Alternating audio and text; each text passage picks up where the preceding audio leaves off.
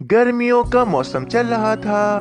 सब पक्षी बहुत ज्यादा ही खुश थे क्योंकि इनके जंगल में आम का मौसम जो आ गया था। अरे पक्षियों, मैं तो इस शदीद गर्मी से बहुत ज्यादा ही परेशान हूँ।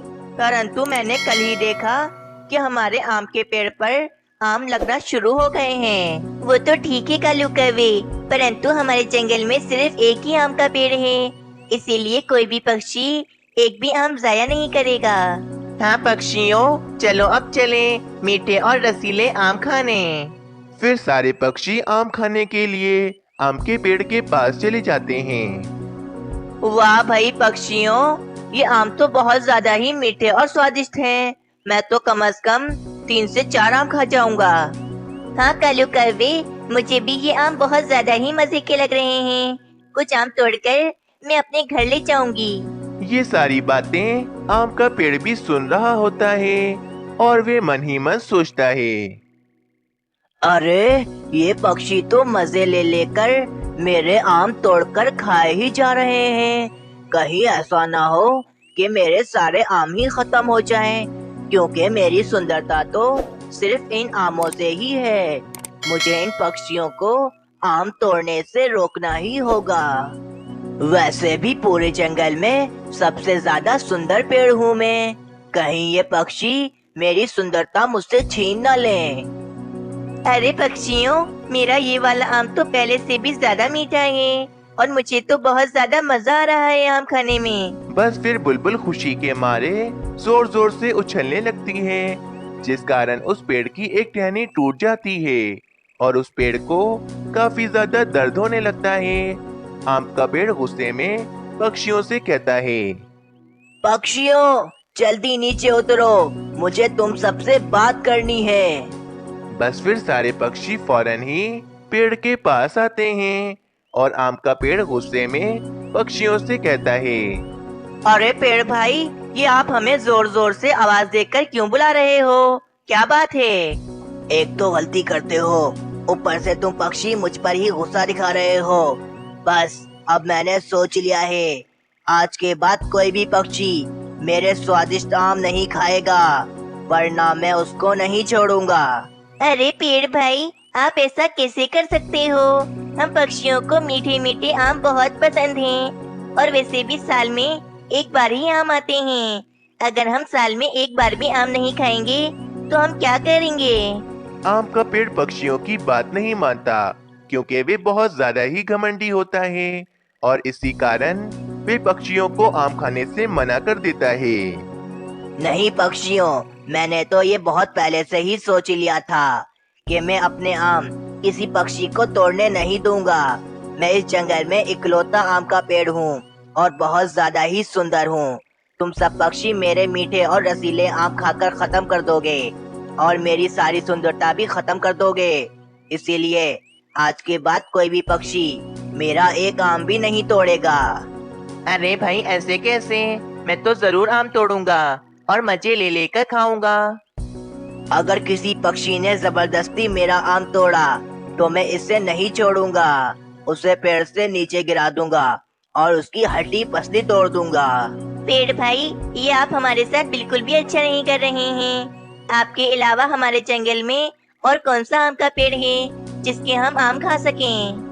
बस फिर सारे पक्षी उदास होकर वहां से चले जाते हैं। अगली सुबह हो जाती है। राजू कौवा बहुत ज्यादा ही खुश होता है और कहता है।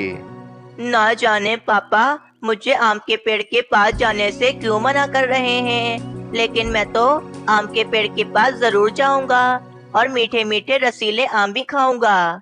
ये कहकर राजू कौवा आम खाने आम के पेड़ के पास चला जाता है और आम के पेड़ के पास आकर एक आम तोड़ लेता है। बस इसी कारण उस आम के पेड़ को बहुत ज्यादा ही गुस्सा आ जाता है और वे जोर जोर से हिलने लगता है, जिस कारण राजू कौवा पेड़ से नीचे गिर जाता है और उसे चोट लग जाती है। ये सब कुछ मीनू चिड़िया भी देख लेती है और वे कहती है। हाय रे, पेड़ भाई तुम कितने ज्यादा जालिम हो। तुमने इस मासूम राजू कौवे को पेड़ से नीचे गिरा दिया है और देखो तो इसे कितनी ज्यादा चोट भी लग गई है। लगता है ये बेहोश हो गया है। मीनू चिड़िया, इससे सबक सीख लो तुम सब पक्षी। आइंदा कोई भी पक्षी मेरे आम खाने मेरे ऊपर बैठा तो मैं उसके साथ इससे ज्यादा बुरा करूँगा। तुम्हें तो इसकी सजा जरूर मिलेगी, देख लेना पेड़ भाई।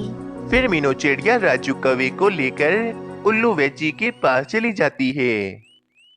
कालू जी, मैंने आपको बोला भी था कि मैं भोजन ढूंढने जा रही हूँ, तो आप राजू कौवे का ध्यान रखिएगा। परंतु आपको तो सोने में बहुत ज्यादा मजा आता है ना। जाइए अब जाकर सोइए। रानी, मुझे क्या पता था कि मैं सो जाऊंगा तो पीछे से राजू कौवा पेड़ के पास चला जाएगा, लेकिन इसमें सारी गलती उस पेड़ की है।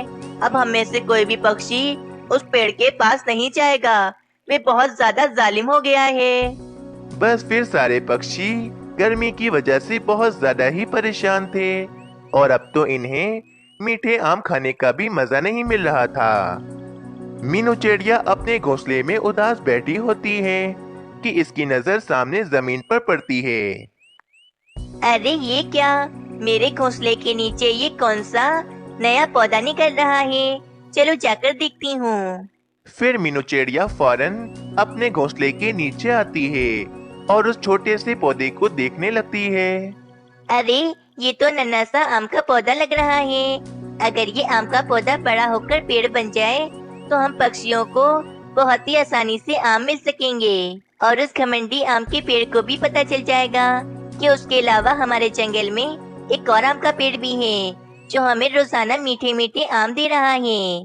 बस अब मुझे इस आम के पौधे का बहुत ज्यादा ख्याल रखना होगा ताकि ये बड़ा होकर पेड़ बन जाए। चलो एक काम करती हूँ, जंगल के पक्षियों को बुला कर लाती हूँ और उन्हें ये नन्हा आम का पौधा दिखाती हूँ।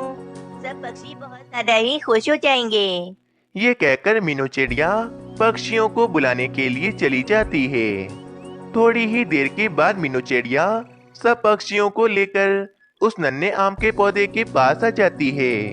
ये देखो पक्षियों, मेरे घोंसले के नीचे ये नन्हा आम का पौधा निकल रहा है। बस अब मुझे मेहनत करके इस पौधे को बड़ा करना है ताकि ये हमें मीठे और रसीले आम दे सके। अरे वाह मीनू चिड़िया, मैं तो बहुत ज्यादा ही उदास था, परंतु इस नन्हे आम के पौधे को देखकर मैं बहुत ज्यादा ही खुश हो गया हूँ। हाँ पक्षियों, अगर हम सब मिलकर इस नन्हे पौधे को पानी दें और इसका अच्छे से ख्याल रखें तो ये कुछ सालों में बड़ा हो जाएगा और हमें बड़े बड़े रसीले आम भी देगा। मीनू चिड़िया, तुम ठीक कहती हो। अगर ये पौधा बड़ा होकर आम का पेड़ बन गया तो हम सब पक्षियों की तो किस्मत ही चमक जाएगी और उस घमंडी आम के पेड़ को भी सबक मिल जाएगा।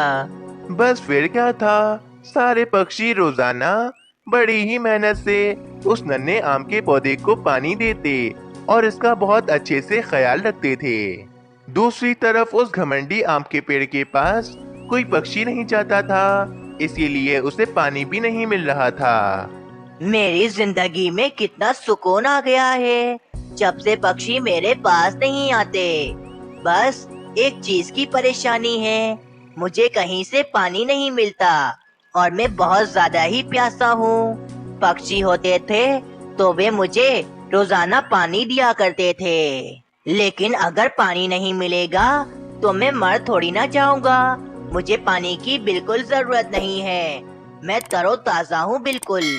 बस उस आम के पेड़ को हमेशा इसी बात का घमंड रहता था कि वे जंगल में सबसे ज्यादा सुंदर आम का पेड़ है। बस फिर ऐसे ही समय बीतता गया और कुछ साल ऐसे ही बीत जाते हैं और फिर पक्षियों की मेहनत भी रंग ले आती है और वे नन्हा सा आम का पौधा बड़ा होकर एक घना आम का पेड़ बन जाता है। पेड़ भाई, आपके आम तो बहुत ज्यादा ही मीठे और स्वादिष्ट हैं। हमारी मेहनत रंग ले आई। पक्षियों, मैं तुम सबका बहुत ज्यादा धन्यवाद करता हूँ कि तुम सबने मुझे छोटे से इतना ज्यादा बड़ा कर दिया है। तुम सबने बहुत मेहनत की है और अब तुम सबको मेरे जितने भी आम खाने हैं खाओ, मैं तुम सबको कभी मना नहीं करूँगा। बस फिर सारे पक्षी आम के पेड़ से बहुत ज्यादा ही खुश हो जाते हैं। दूसरी तरफ वे घमंडी आम का पेड़ बिल्कुल सूख जाता है और इस पर एक भी आम नहीं होता। इसकी हालत बहुत ज्यादा ही खराब हो जाती है। मैंने उन पक्षियों के साथ बहुत ज्यादा ही गलत किया था जिस कारण सब पक्षी मुझे छोड़कर चले गए हैं और अब तो मैं पूरी तरह से सूख चुका हूँ क्योंकि काफी समय से मुझे पानी नहीं मिला है और अब तो आम भी नहीं लगते मुझ पर। ये सब कुछ मेरे घमंड की वजह से हुआ है।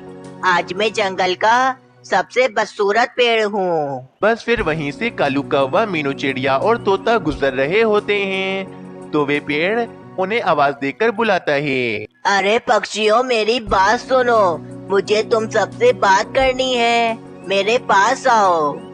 बस फिर वे तीनों पक्षी उस आम के पेड़ के पास आते हैं। अरे पेड़ भाई, ये आपको क्या हो गया? हम पक्षियों ने कई सालों से आपको नहीं देखा, परंतु ये हालत कैसे हो गई?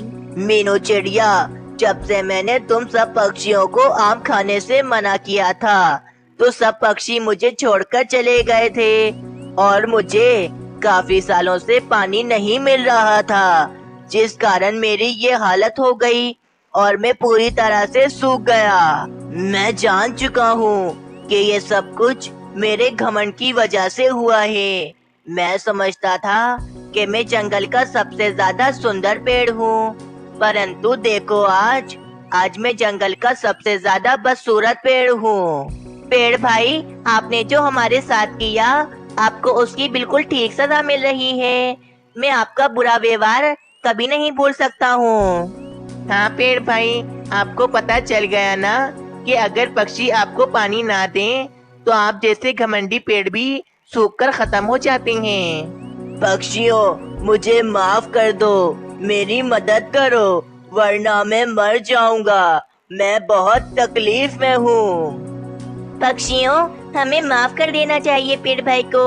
इन्हें अपने किए की सजा मिल गई है और अब तो इन्हें अपने किए पर बहुत ज्यादा पछतावा भी है। ठीक है मीनू चिड़िया, तुम्हारे कहने पर हम इस आम के पेड़ को माफ कर देते हैं। पेड़ भाई, आप बिल्कुल भी फिक्र मत करें, ऐसे में रोजाना आपको पानी दिया करूंगी और आपका बहुत ज्यादा ख्याल रखूंगी। इस कहानी से हमें ये सीख मिलती है कि घमंड करने वालों का कोई नहीं होता, वे एक ना एक दिन अकेले ही रह जाते हैं। अगर आप सबको ये कहानी अच्छी लगी